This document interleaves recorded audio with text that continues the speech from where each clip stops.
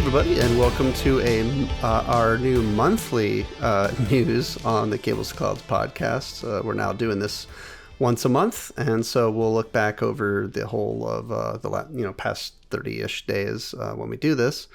I'll be I'm Tim, obviously, you know me, and with me is the other guy who, hopefully by this point you know as well, Chris, and we're just gonna roll right into the news. Okay, so. One of our top stories, so Palo Alto, and this happened about 11 days ago now. Yeah. Palo Alto announced an agreement to buy CyberArk. So CyberArk, I'll be honest with you, I didn't know CyberArk very well, but CyberArk is a identity services cybersecurity vendor. So CyberArk does machine. It's just focused on identity, whether it be machine identity, workload, or rather people, whatnot. It's a technology that Palo realizes is valuable, and also that has kind of a gap in its portfolio for. And of course, identity is kind of becoming king here, especially in cloud and whatnot. So Palo's making a good move. They're buying CyberArk. And they're going to, so they're going to roll it into their product here. Let me take a look at the actual. So I'm trying to find the piece I was looking for in the actual press release. So specifically, it says delivering identity security for agentic AI. That's one of the biggest reasons they picked it up. So this is interesting. I think this is going to be a huge thing, identity for agents. Moving forward, not just for Palo, obviously, but like any cybersecurity company is going to have to deal with how do we identify agents. And it says, let's see, try to find the actual number here. Yeah, an equity value of $25 billion for CyberArk, and shareholders will receive $45 in cash and 2.2005 shares of Palo Alto Networks common stock for each CyberArk share. So actually, it's not a cheap acquisition either. So according to Palo, this accelerates the platform strategy, which we just talked about, making it easier, just filling a gap in Palo's portfolio. Disrupting the legacy, what they're calling the legacy IAM market, so identity access management market.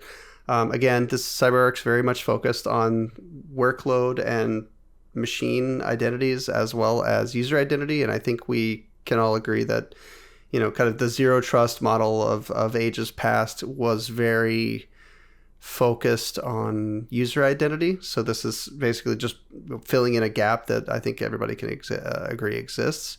And then it specifically calls out that it secures agentic AI, providing some type of identity for agents that are out there working on behalf of organizations. So, not much else to add there. It's a pretty interesting acquisition. I am very interested to see how Palo pulls it in. I think that's always been the struggle. Like with any vendor that buys another product, like what does the integration look like? So I think that's going to really decide whether or not this is successful. Anything to add there?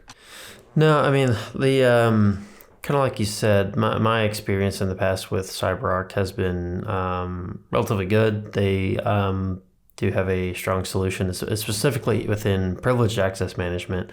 Kind of following that kind of zero trust model where, you are only given elevated privileges if certain criteria is met. So that I think they've done a great job there. It is odd. Well, not odd, but it is, kind of unique or interesting to hear that they're doing this acquisition of, this isn't nothing. This is $20+ billion for the purpose of integrating identity for agentic AI. So they're kind of hedging their bets on that. So there's this whole concept of bringing an identity kind of vertical under Palo's portfolio, but also the addition of potentially a new product that's going to come out of this as well, mainly focused on agentic AI. I don't think CyberArk has a specific product for that just now. I could be incorrect. I haven't studied their portfolio as of late, but I know Palo kind of has, all their solutions divided into kind of these key areas, right? So they have Strata, which is kind of over their network security, portfolio, which is kind of like their firewalls and like more hardware based stuff. And then I believe there's Cortex, which is focused on like the SOC type stuff, like the XDR and SOAR type platforms. And then there's Prisma, which is kind of, used for their remote access SASE type solution as well. So I don't know if this is going to be a complete new kind of vertical that gets put into their solution portfolio. I imagine it would. And, there's, like you said, integration is going to be key, because when it comes to identity, integration has pretty much been the dominant path forward, right? Like typically when you, a lot of cybersecurity vendors out there, just integrate with an identity provider, whether it be Okta or, using things like Microsoft and Google and things for identity integration. So this is all going to be within their umbrella, which I wonder if that will be,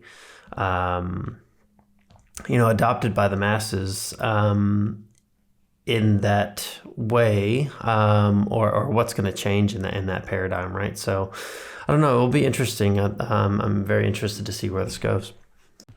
Yeah, I think identity. I know CyberArk basically right now. CyberArk by itself is a identity provider, vendor, whatever you call it. Like that's their thing.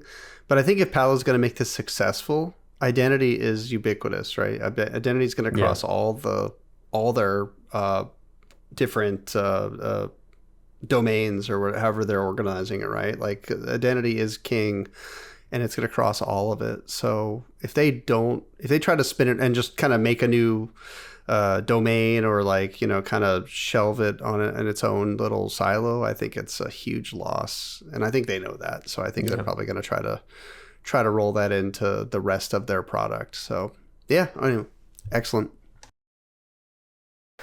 All right, next up, we have an announcement from AWS that they've launched a new service. So this came out, I believe, from the time of recording, just maybe like 5 or 6 days ago.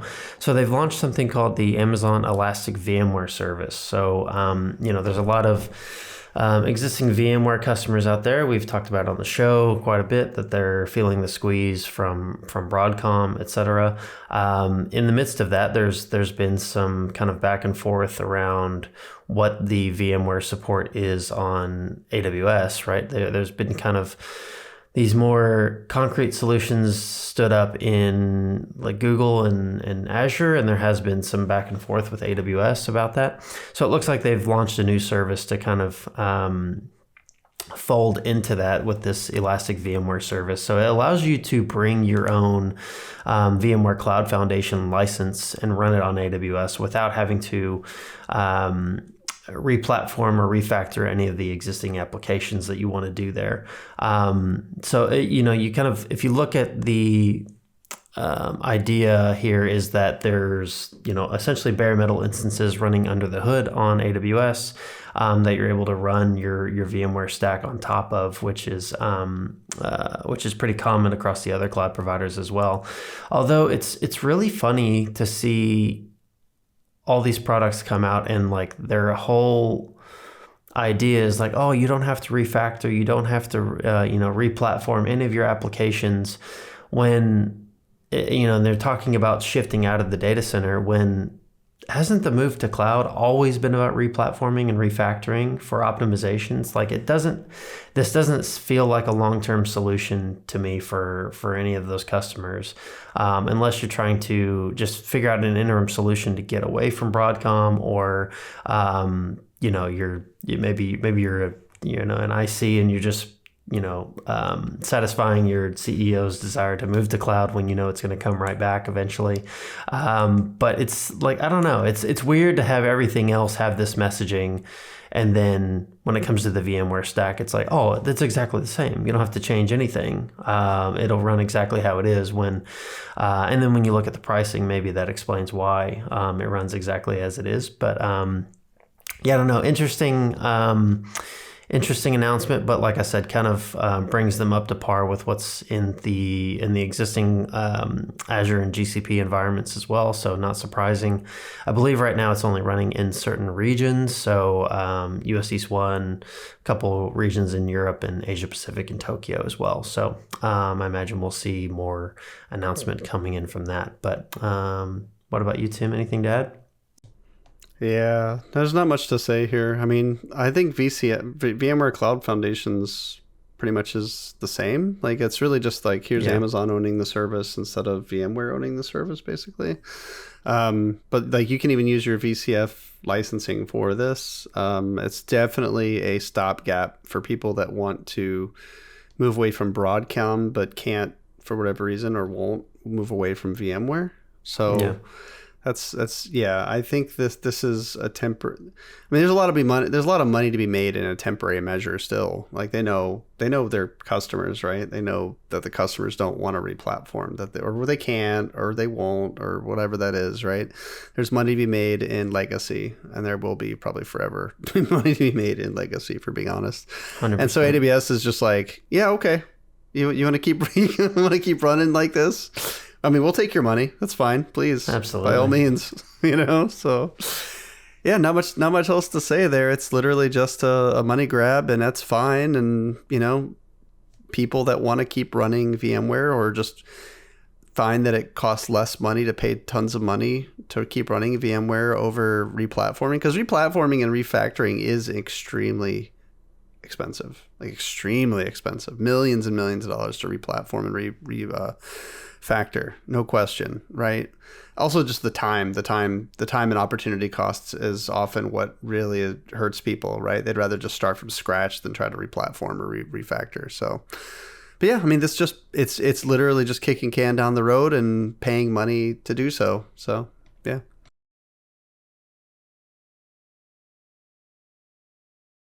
All right. So next we have one from Network. We have an article from Network World, which is kind of an opinion piece. There's a little bit of a no kidding like kind of aspect to it, but SD-WAN reality check: why enterprise rip and replace isn't happening. So the article basically points out that hey, SD-WAN is ubiquitous now. Like, everybody's got, pretty much most enterprises have adopted some kind of SD-WAN, whatever vendor that looks like, whatever deployment that looks like. They're using it.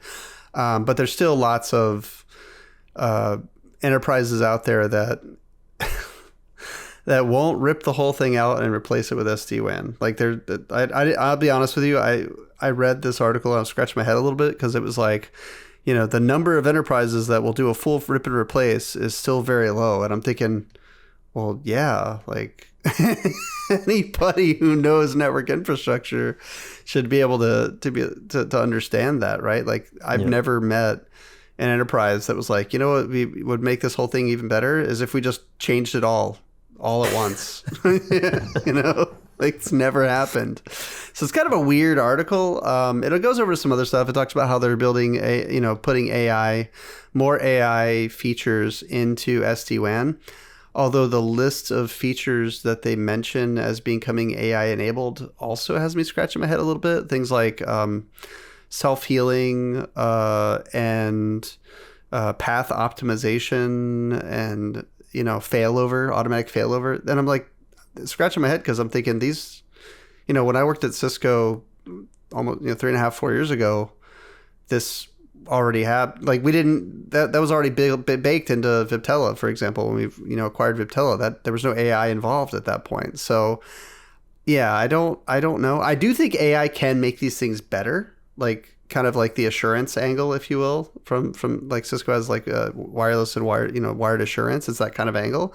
I think that definitely, it can only be good to use data to predict future data, right? So but yeah, that still remains to be seen. It's kind of a little bit of an odd article. Actually, I think that's why I wanted to bring it up. Yeah, I think this kind of speaks to kind of the generic term that AI really is, right? It's like you said, this idea of self-healing, this idea of classifying traffic and doing dynamic path selection and optimization has always been kind of baked into SD-WAN. Well, not always, but it definitely has in the last, probably 4 or 5 years. But it was never kind of marketed to the general public as AI, as an AI-based feature. When at the end of the day, I mean, when you break it down, there probably is some type of AI or ML that's being put into place to kind of classify, what applications are what and force that on the box. I don't know if any of this is really happening on box per se, the AI capabilities of it, or if that's done from some central point and then basically pushed down to be enforced at that level. Which makes sense. So I don't know if like this article, like you said, it's interesting because it kind of totes it as like, oh, it actually fell short of being able to do this. And I was like, I don't know if this was ever marketed as an AI type thing. Like I think AI has come into the purview and kind of changed our idea of what some of these things should be, like path selection and self-healing, I guess, so to say. But like if anyone knows network protocols and how you can monitor this stuff, like it's all standards-based stuff down once you get down to it, right? There's only so many ways to skin this cat. And like you said, about it calling out it being surprising that not everything is getting ripped and replaced. I think we can all within 30 seconds, we can sit and think of probably 2 to 3 scenarios where SD-WAN isn't going to solve a specific problem at a specific site, right? It's not the end all be all solution that fixes everything. So it really, it's not a panacea. It's a bit of a head scratcher. Yeah. Or panacea. Is it panacea or panacea? Panacea. Panacea, right? Yeah. Yeah. Yeah. Okay.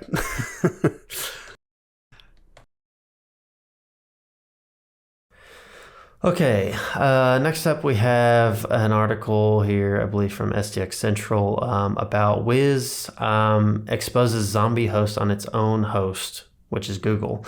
So as we all know, I thought this one was quite interesting. So as we all know, Google is in the process of acquiring Wiz for several $1 billion. And there apparently has been something discovered by Wiz on several pages that were deployed using Google Sites, where basically these zombie hosts were set up, which is basically an exploit called SoCo 404. Where basically on the web pages, obviously, the websites have a kind of default 404 error page that needs to be stored somewhere. And, if someone goes to the wrong page on a website, the 404 not found will be displayed to them. But apparently this exploit involves those HTML pages, including malicious code for the purpose of mining cryptocurrency and churning CPU capacity for the purpose of that as well. So it was funny that Wiz actually was being brought in and discovered all of this stuff, and Google has since taken it down.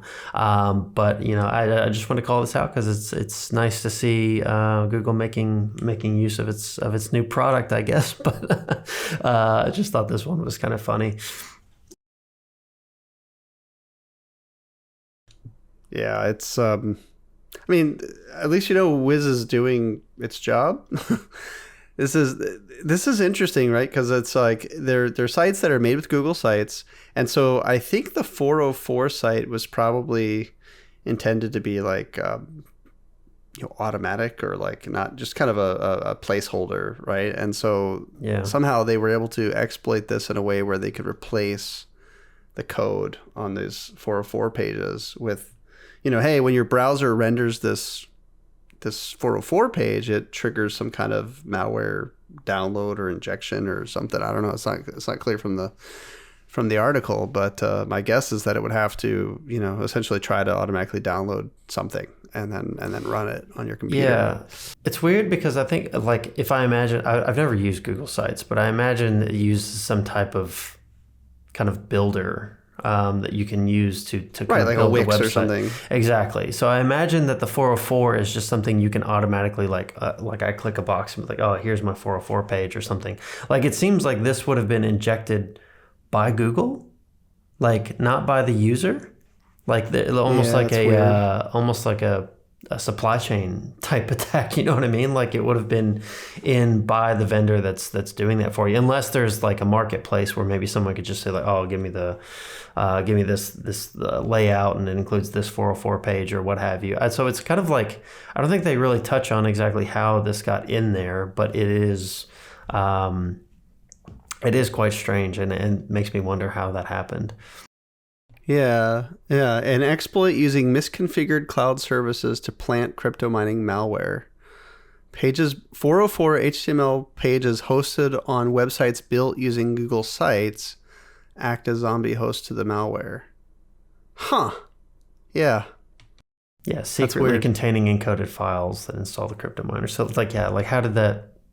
maybe I'm wrong. Maybe Google Sites doesn't offer that. Maybe it's not something that is as seamless as that. But it's really... Or maybe these sites were exploited and then had this malware put after the site was exploited. Oh, they could just do true. whatever Maybe they want, right? over. Maybe they could just put it in there. Maybe it's not. The article is not 100% clear on this, but it's an interesting use of Wiz to find this. So at least you know it works, right? Yeah, there you go.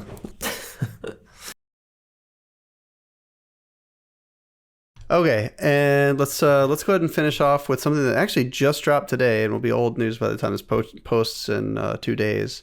Megaport has announced that the Megaport Cloud Router now supports IPsec tunnels. So this is a big one because for the longest time, Megaport Cloud Router, and of course, Megaport Cloud Router is their own self-hosted, marketplace item, if you will, that it uses. Sorry, I just got a notification that just bounced me out. So it uses their marketplace, but it's their kind of own hosted white label routing software. And so for the longest time, they didn't support IPsec on this because it was kind of a minimal offering, if you will, like just a basic router that does BGP and GRE tunnels and stuff. It just couldn't support IPsec, the crypto stuff. So apparently now it does. And so what this means, of course, is that now anything you could have done with the cloud router in Megaport, you can now do with the Megaport Cloud Router. So you can have, end-to-end encryption through the Megaport fabric, connect your edge directly from, using IPsec. You wouldn't have to host your own Cisco router or any other kind of router in Megaport, and then connect your on-prem devices, whatever those might be, to that, right? You could just directly connect to a Megaport Cloud Router. So, I mean, it's a huge upgrade for Megaport. And I know a lot of customers were looking for this kind of functionality. And yeah, just a huge win. The press release, the blog rather, goes on to point out other things like here's all the other things that MCR can do. For example, it says, we can get up to 100 Gbps, if you will, of bandwidth on our MCR. Of course, my expectation is that is not encrypted at 100 gig, but just the ability that now they support IPsec, and you can do it straight on the cloud router. Just brings a huge amount of benefit to Megaport hosting. Yeah, agreed. I think, like you said, MCR or Megaport Cloud Router is we commonly to see it deployed in capacity where, like you said, it's a like essentially a white labeled service that Megaport offers to give you a routing construct within their fabric, and you can use that for multi-cloud connectivity, hybrid connectivity, what have you. And now with this addition of it running IPsec, and also I believe every MCR that you deployed automatically gets or is able to have very competitively priced internet connectivity as well, right? Compared to the cloud providers. So if we're talking about remote headquarters or remote branch to cloud connectivity, now you can do this over the internet with IPsec, which is probably quite a beneficial thing for, like you said, some customers that are paying heaps of internet egress costs in the cloud for those exact same services. So I could see this being a pretty substantial thing for Megaport. Now, like you said, like Megaport is very open about this, and oftentimes when they launch a service, like when they launched the Megaport, basically when they launched MCR, I remember it was commonly referred to as my first router. Like they very much Fisher Price router. Yeah, they very much talk about it how like, hey, this isn't going to have every bell and whistle. This doesn't have every nerd knob. It has very basic functionality, and our focus is purely on simplicity. We want it to be so simple and so easy to deploy. And I imagine this is going to fold right into that. And like, hey, if I'm going to build a connection, this is going to be an IPsec tunnel to a remote site. It's probably going to support the bare bones stuff to make sure that this is simple and secure. And for a lot of customers, that might be what they need. For customers that need more, they have another offering, right? They have the Megaport Virtual Edge where you can host your own platform as well. So I think it does add quite a bit to their portfolio. So I think this is a great move. Yeah, for sure. And I mean, honestly, though, the way Megaport works is it's all point to point, so it fits perfectly with IPsec. The way you connect Megaport devices together, the fabric together, the endpoints, wherever you're hosted, it's all point to point connectivity through there. So it works perfectly with the idea of just encrypting it with IPsec, basically. So yeah, 100%. great move by Megaport. Okay, and that I think wraps us up for this month. We'll be back next month with even more exciting news. Hopefully nothing too exciting happens between now and then. But thanks for sticking with us and hanging out and enjoying the news. And we'll see you next time. See you guys.